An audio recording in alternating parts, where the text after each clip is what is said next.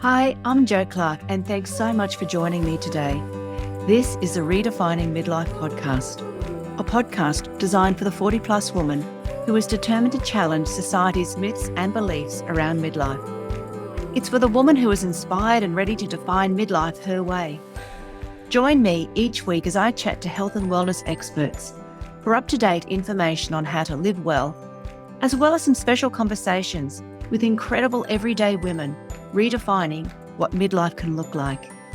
Here's to making our next half of life even better than the first. Before we begin today's episode, I'd love to say a special thank you to listeners who have taken the time to rate this show and to those who have gone the extra mile and have written a review. Like Linda from Top Job Coaching, who so kindly wrote this review. Wonderful, Jo. Your journey to redefine your midlife is an inspiration to me. This challenges me to think about what I want and to take action to make it happen, to get more comfortable with progress over perfection and take another step towards my goals each day. Great to hear the stories of other women doing the same and learn from them. You interview really well. Looking forward to more. Thanks so much, Linda, because we're all works in progress, and with each episode, it's my hope that we can learn even more from our guests. To know that even though this time of life has got its challenges, we've all got so much life and living ahead of us, there's no right or wrong way to do midlife. And that's the message we need other women to hear. So whenever you rate, review, or share these episodes, it helps to get this podcast to reach more women. Now on to today's episode. You'll meet Colette Brown, who also happens to be our first international guest. Colette is a certified holistic practitioner as well as a clinical aesthetician, and her practice is in Beverly Hills, where she works alongside Dr. Ganyal Gulshani, a double board certified plastic surgeon. Colette is a mother of two beautiful girls and her furry child Otis. In her spare time, she can be found hiking, biking, golfing, by the ocean, or anywhere outside, preferably with a good book in hand. Colette's passion for wellness came from her own experience with being unwell for over 20 years. And once she found the solution to her health issues, she embraced a new lifestyle, and she's passionate about sharing her knowledge to help others with radical transformation. One of Colette's main offerings is her What's on Your Plate 6-week program, which provides a personalised roadmap and action steps on how you can improve your health. I hope you enjoy our chat as we talk about these topics, as well as Colette's recent experience of the empty nest stage of life. So can you tell us exactly where in the States you're based and the sorts of things that you are doing? Okay. Yeah. So, first of all, so excited to be here, and yay for being your first international guest. Very I'm so happy exciting. about that. Yay.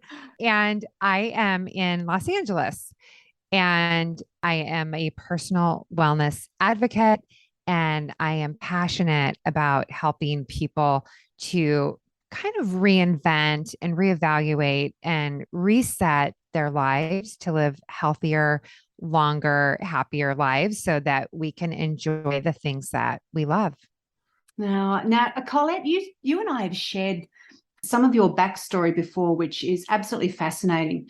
And I'd love for you to be able to share that with the listeners as well. So your story before you getting into the industry of the health world, can you tell us a little bit about your background? Yeah, I'd love to. I'm going to back it all the way up to childhood because that's where it started for me. And I was the second oldest of 9 children. So large family, raised kind of in the country. And so there was a lot going on, taking care of kids and animals, and sleep was not priority to my parents. I mean, maybe it was, but it wasn't interpreted or reinforced. And so I became sick all the time as a child. And I was constantly on antibiotics. My 4th grade year, I got strep throat and tonsillitis 7 times. And my mom would walk to the school with a bag of sugar and a penicillin pill to have me take my medication so that I could get over whatever it was that I was, fighting at the time. And what, looking back, I didn't know, but that antibiotic constant drip in my body was destroying my ancestral DNA and my gut microbiome. And it was leaving me depleted to fight anything.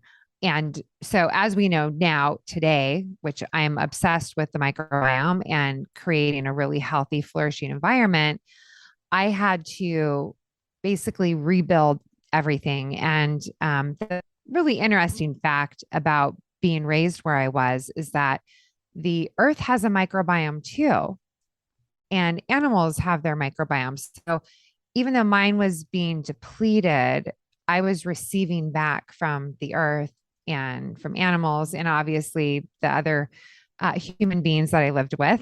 And so I was rebuilding it. And then the crash came when I went off to college and I went into a sterile environment and my health started going downhill. And from there, it was a 20-year search for what's wrong with me. Why am I not healthy? Why can't I be well? And that's what ultimately led me here today. So a lot of what you went through then you put down to the stresses on your body. So lack of sleep, and then you became ill, the use of antibiotics, and then you're saying this was it. Do you think stress added to that mix once you were removed from your home environment and you went into as you said, a sterile environment, completely different? Do you think that added stress of moving away from home, being in a new area, could have led to you being unwell? I think that the new responsibility of I left home at 17. I was putting myself through college. I was working, I was studying. And so that's really stressful. And so that was one. And then I realized at, I think, 18 years old, if I don't get my rest, I get sick. I understood that from just being able to really hone in. I was the only person I was responsible for at college. So I was able to pay attention to myself for the first time. And I correlated that. So I figured out early that sleep was essential for my overall well-being. So yeah, so stress was part of that. Obviously, exercise. I wasn't moving around as much as I did when I was back home. And so yes, it was just multifaceted. But I was still searching to find out why was that? And so did you get quite ill when you were in college then, or once you had left that place? Yeah. So when I left home and I go to college, I started getting really bad stomach aches. And then I started breaking out and getting cystic acne. And then I was getting brain fog and I had fatigue. And it was just this constant one symptom after the other. And so I graduate and I start going to doctors because this is not getting better. And I was told so many different things about my health. And one of the doctors told me not to eat fresh fruits and vegetables, only canned. Oh. And I thought, okay, this is not right. I have to eat fresh fruits and vegetables. Like this is obviously, I was raised very natural and this is wrong. And so I kind of, in a sense, threw in the towel on Western medicine and just said, these doctors don't know what to do.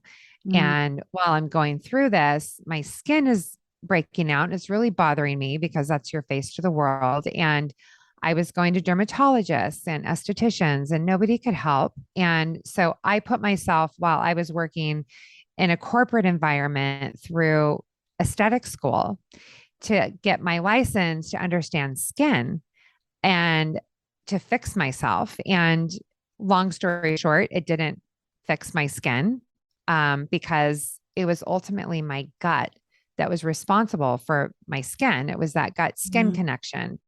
And so I was scratching my head at the completion of going through and learning and getting licensed as an esthetician and then not knowing what to do about my own skin. And but through that, it took me down a different path to start a consulting business.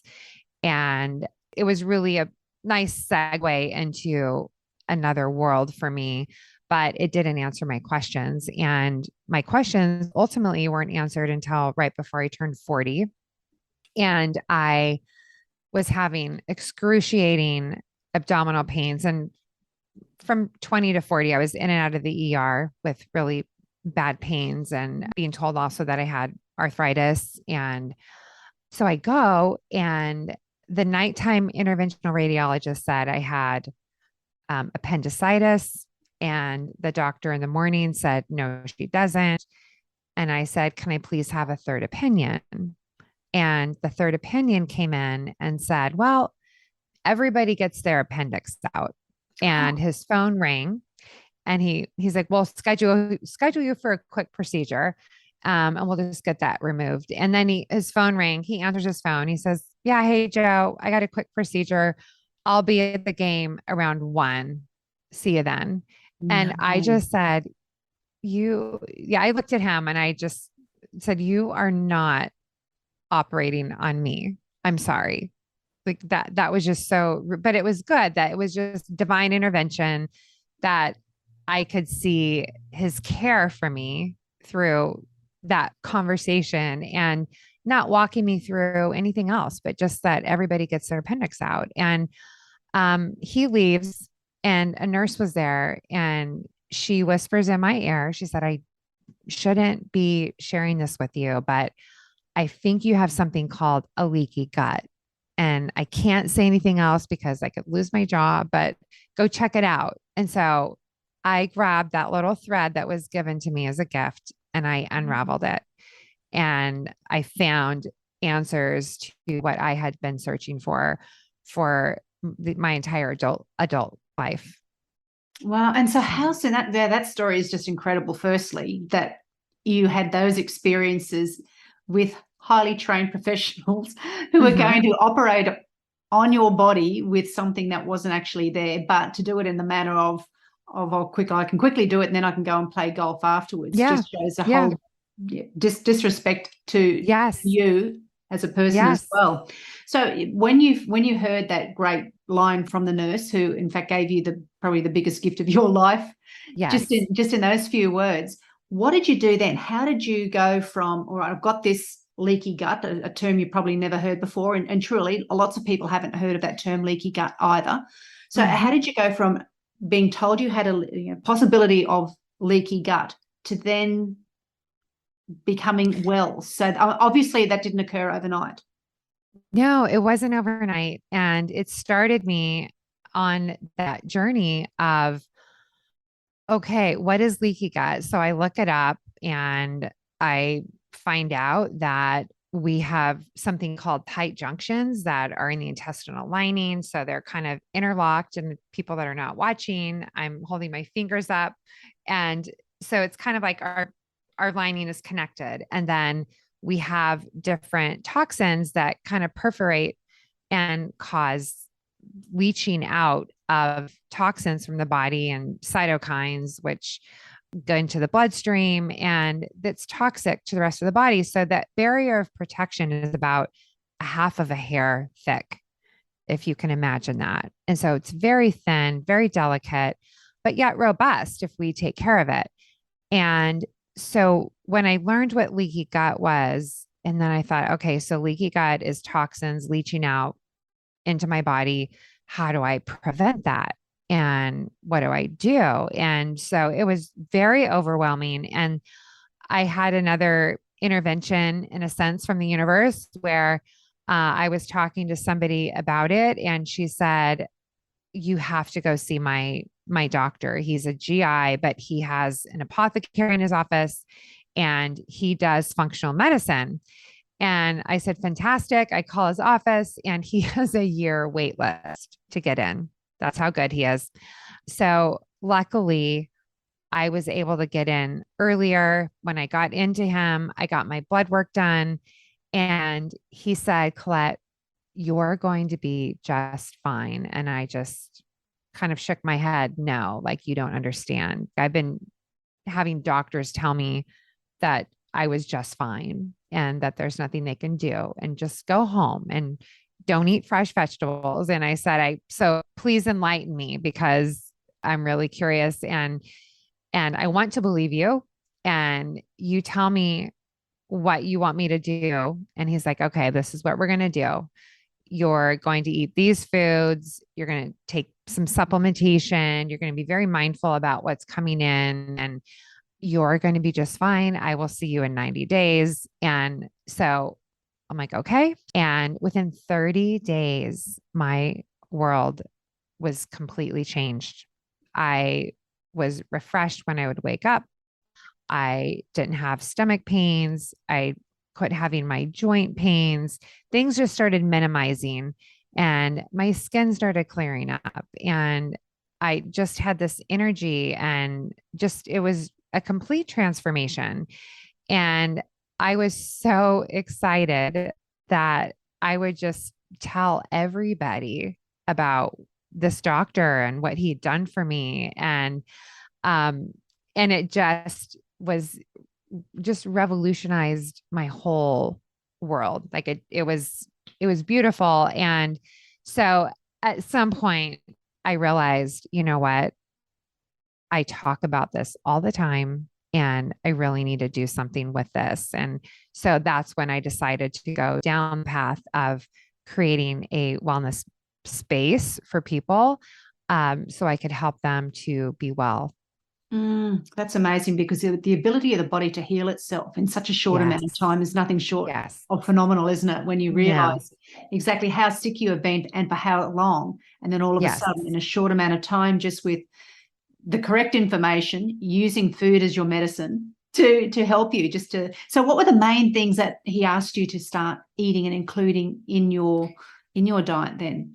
So he wanted to draw attention to removing inflammatory foods. And my list of foods that I was reactive to was very long. He said it was one of the longest he'd ever seen. And the foods that I was not reactive to it was very small. And so I started out eating just like I would have protein and I could have some berries, and I couldn't have romaine, but I could have arugula. I mean, we tested all different types of lettuces. And and I took out all nightshades, and I was highly allergic to nuts. So I took all nuts out and I had to remove grains. And so it was kind of a paleo-ish diet minus the nuts. And that is what ultimately really just nourished and healed my gut. And then I also started taking different things to restore the gut flora and feed the microbiome, and prebiotics, probiotics, and bone broth, and just eating a variety of different herbs and fruits and vegetables. Like as I was healing, I could start integrating other foods back in. But still today, I try to stay away from inflammatory foods, because if we have that constant drip coming in, then it's going to affect us eventually. You might say, I feel fine right now, but it will manifest at some point. And I love going into knowing your why, and why, like, what do you want to do? What do you want from life, and why? Do you want to travel the world? Do you want to enjoy your grandchildren? So that you can really dial in and you can see what is it here that I'm trying to accomplish, because it's not easy all the time to cut those things out. But when you understand the big picture, and that your body's not, like for me, what inspires me, I don't want to suffer anymore. I want to live healthy. I suffered for half my life. I don't want that. I want to live healthy. I want to travel. I want to see my girls grow up, and I don't want to live in a state of pain. And so that's what inspires me, because that's a common question, is how do you do it? What do you eat? I could never do that. And what is causing your body to experience the sort of side effects to the different sorts of food that you're eating could be very different to what mine is to the next person, to the next person. So it's also individual, isn't it? It's not a one size fits all. And we've just got to learn to slow down and listen to our body also.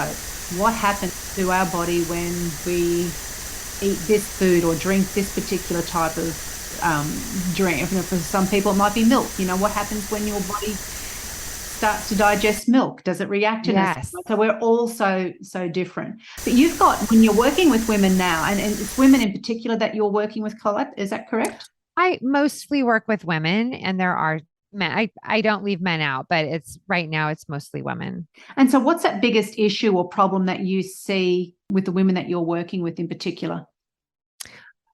I see that women were the caretakers, and we go through life, and you get married, you have kids, you have a career, you're just plowing through making it every day. And even if you're lucky to have help, it doesn't mean that you're going to be so centered on yourself, because when there's a lot of things and a lot of responsibility around you, your mind is preoccupied, and we kind of overlook our health and how we feel.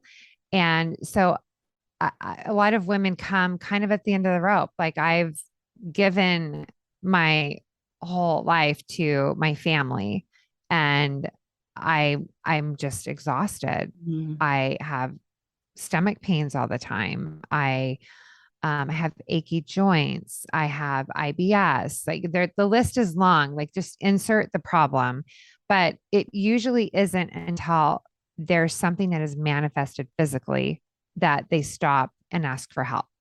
Yeah. You're not stopping and asking for help when you're okay. Like, it's when something has to slow you down. And so those are usually the clients that come, and it's usually because something has manifested itself in the form of pain or lack of sleep, suffering of some sort, and they're tired of living in that state. Mm.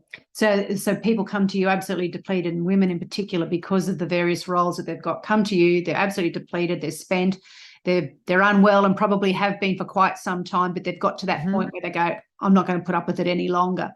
So Right. then you've got a program, What's on Your Plate, and you've spoken to our membership group as well a little bit about that, which was wonderful. You gave a hands-on workshop for us using really plants and what we can do to use plants to improve our health. So just tell us a little bit more about that and what you do with your clients in that area. Yeah. So I did develop a program, What's on Your Plate, and not just food wise, but what's on your plate in life. And I want to help people to understand the fundamentals. Number one, knowing your why. Number two, let's look at how much sugar we're consuming. I'm in America, and our sugar consumption is through the roof. People should have, women 25 grams, men 35 grams of sugar a day. And on average, I'd say Americans are probably getting upwards to 90 or over 100 grams per day. Wow. And that's really easy because there's processed foods, and you're getting sugar in everything. It's like soys and everything, sugars and everything. And then you're having fruit on top of it. And so your body just gets overwhelmed. And then you're at risk for fatty liver disease and diabetes, and the list goes on and on. And so I like to bring people to the attention of people that watch sugar, watch what's going in your body, know how much you should consume. Sleep. Sleep is so essential. How much sleep do you need? And what is the science behind sleep, the sleep pressure, and how that affects how we go through the day, and like looking out the window in the morning and resetting that circadian rhythm by getting some sunlight in your eyes.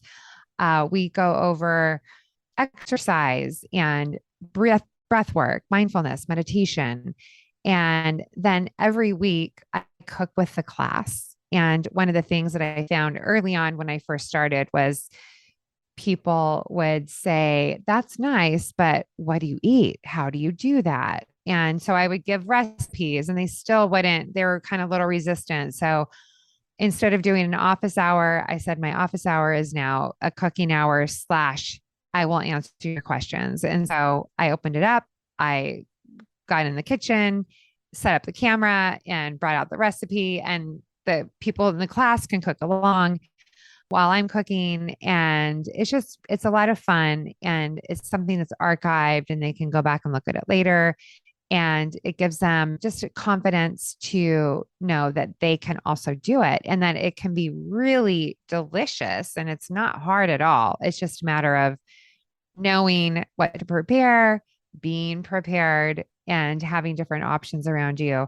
So we look at the body as a whole. And it's not just one directional. It's not just food. It's not just exercise or sleep, but it's the total looking at the being in its entirety and how can we best service it in all these different areas.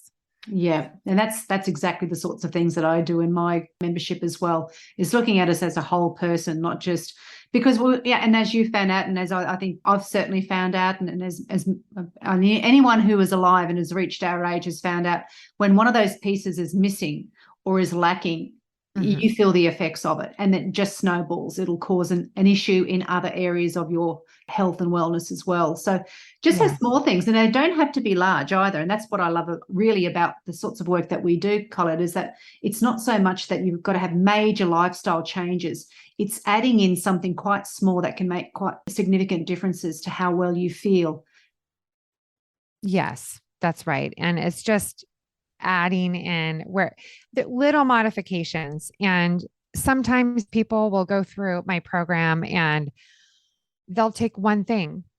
Others will completely turn their world upside down, and they're so ready for change, and they'll hold on to everything, and they just will grasp whatever they can, take the class again so that they can solidify what they've just learned. But whatever it is, if you can just do one thing starting today, then you're going to make an impact in your life. And Jo, I think we've talked about this too. Our bodies are so resilient and they're beautifully receptive to the love that we give them. And if we give a little, our bodies will give so much back. And it's this beautiful exchange. And if we can slow down a little bit enough to recognize that and see that, then we can truly transform in ways that we had no idea that we could. That's exactly right. And Colette, apart from that, on top of, it's not as though most of the people who would come into your world, my world, it's not that they don't know. And it's not that there is not enough information out there. There's huge amounts of information to the point where it becomes overwhelming and you're not sure where to start. And people want to be able to help themselves. So what's one little thing that you could think of that would be a no-brainer for everybody, that would be so easy to do? They may have heard of it before and have all of a sudden, oh gosh, I've forgotten about that because that was, I have had tens of thousands of bits of information on top of it. What's one really simple little thing that people could do? I think one of the techniques that I've picked up along the way is really that having a good mental state, because if you don't have a good mental state, you can slip and you can, like, I'm going to go binge eating. I'm going to go watch TV shows instead of going and exercising. So one of the things I like to do is just saying, I'm a yes to happiness. I'm a yes to a healthy body. I'm a yes to loving relationships. I'm a yes to sunshine. I'm a yes to walking my dog. I'm a yes to my feet in the sand. I'm a yes to my next vacation.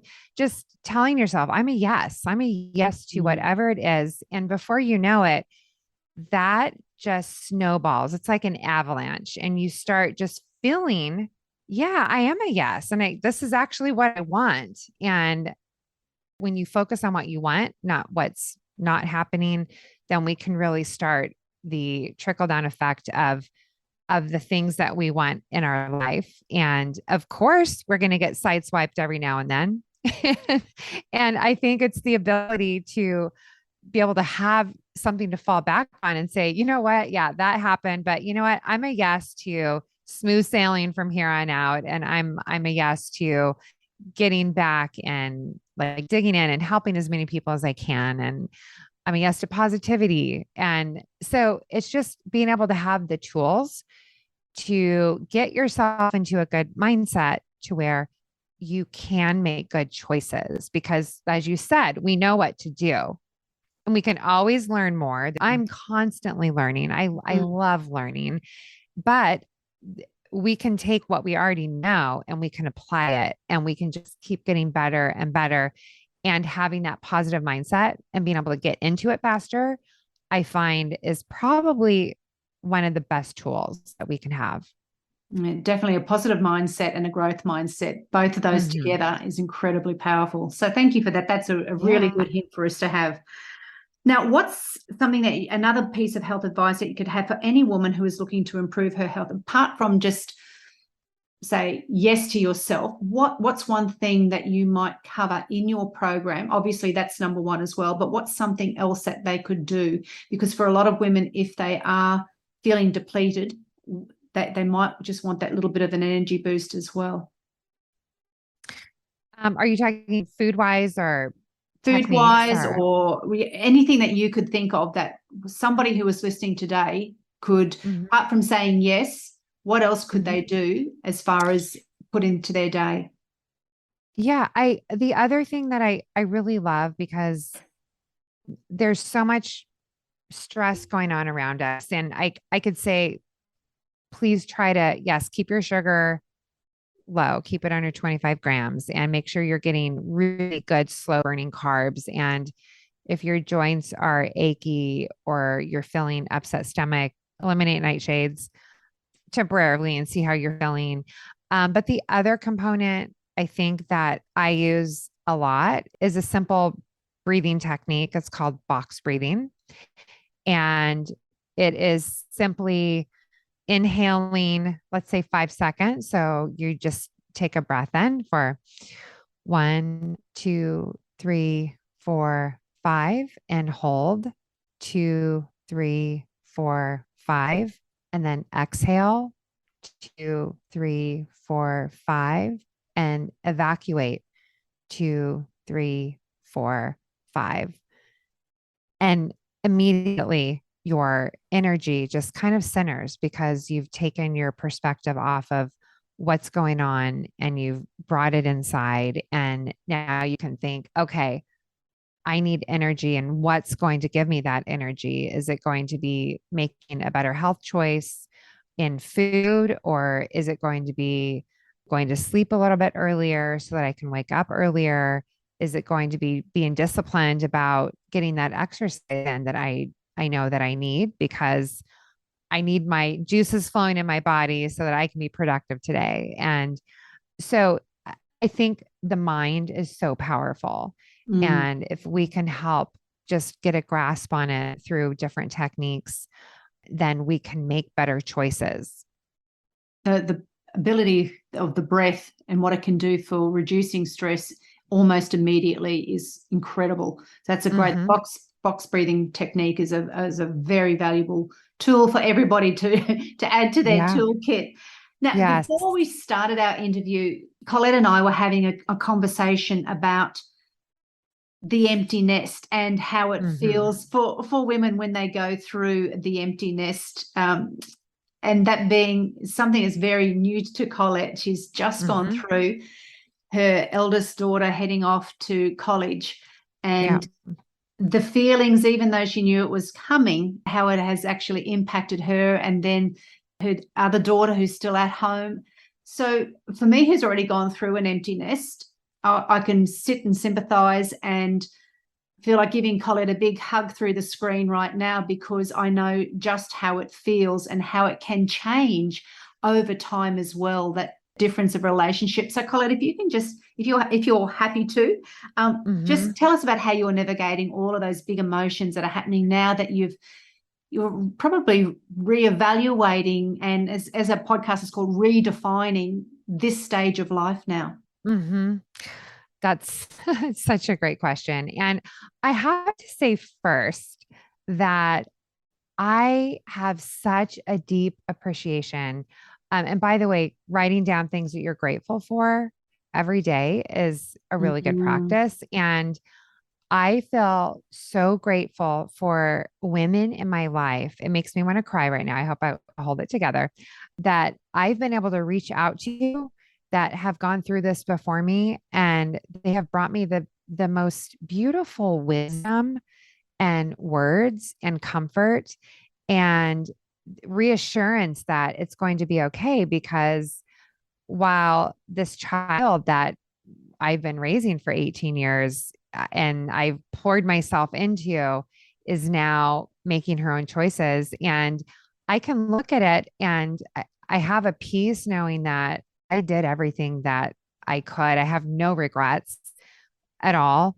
And it's also a weird feeling of, as much as I miss her, there's also that feeling that's becoming more comfortably familiar of, she has to learn on her own now and make those choices so she can fly and thrive just like I did and just like our parents did. And just like, it's not reinventing the wheel, but it's so emotional. And I didn't know um how emotional it would be the past year. I would just start crying randomly out of nowhere. And it's just like that anticipation of not knowing what's coming.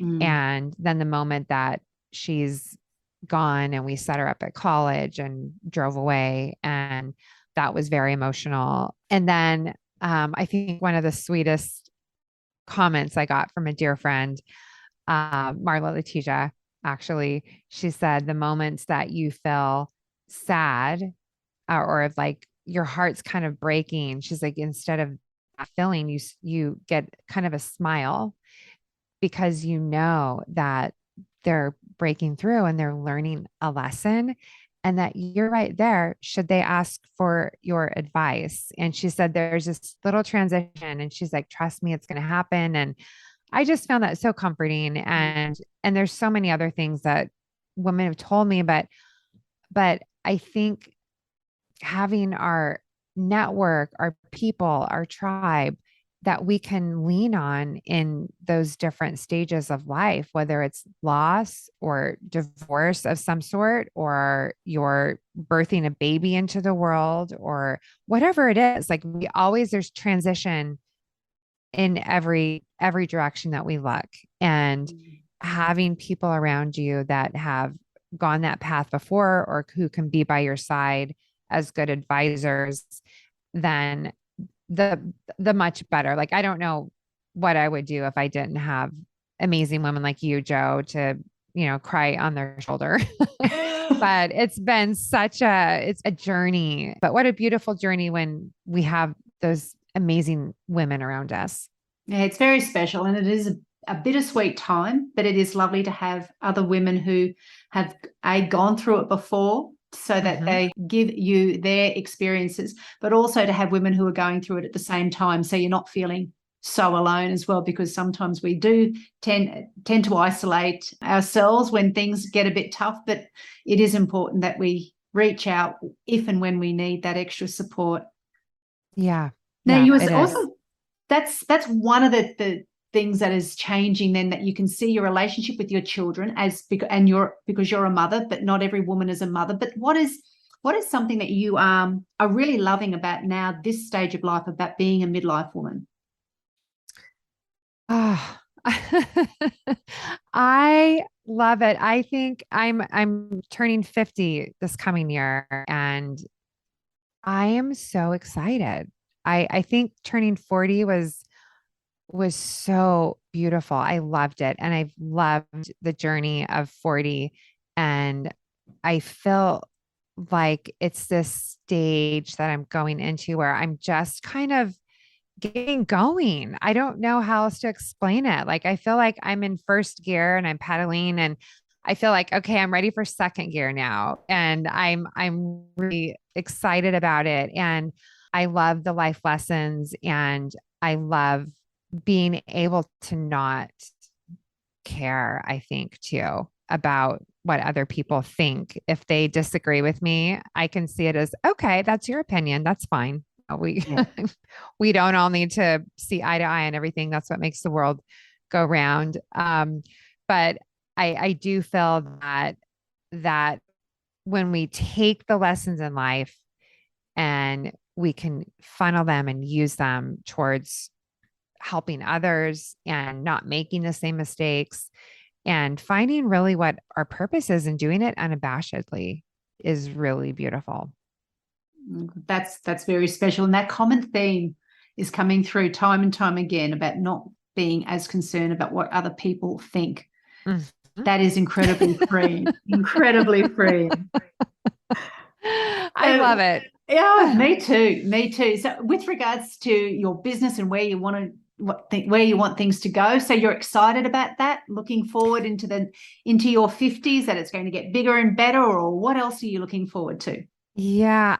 Well, one of the things that I'm just going to give like a little glimpse into what I'm doing now is that when I found a need that isn't met right now of food and eating non-inflammatory and being able to get something quickly that will nourish you and is not packed with preservatives and sugar and all these things, but dense in fiber and tasty. And so I'm creating a line, and it's in the works, right?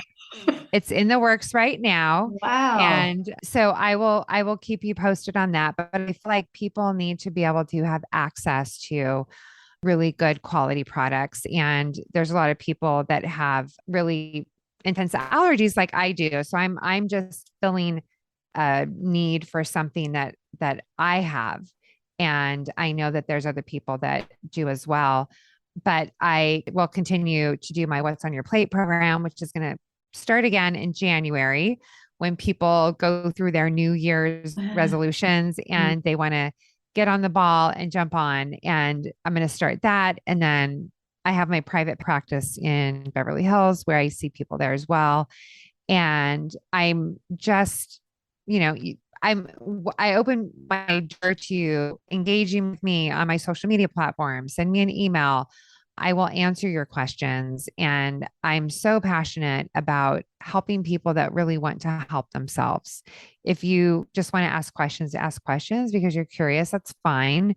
But if you're someone who's really struggling and you're tired of that same situation, I love stepping in those positions and really either helping to facilitate or connect you with a practitioner who can help as well. I'm a big connector. So I want everyone to be healthy and happy. And so if I can help one person at a time, it just lights me up.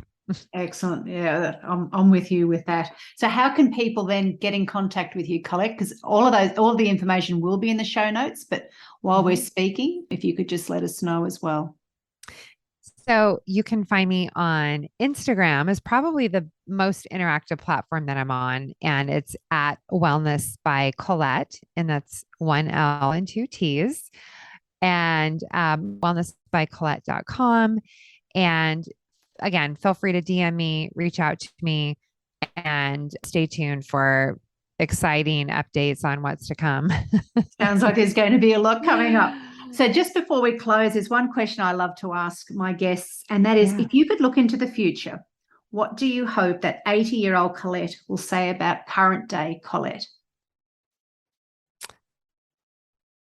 Oh, that's a good question.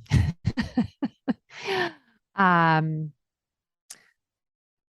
proud of you for being strong through all the obstacles that were thrown at you. And even though things were coming left and right, you persevered and kept your eye on the prize, that's which lovely. is the future and loving myself. Yes. Oh, yeah. Good. So, well, yeah, that almost made me cry.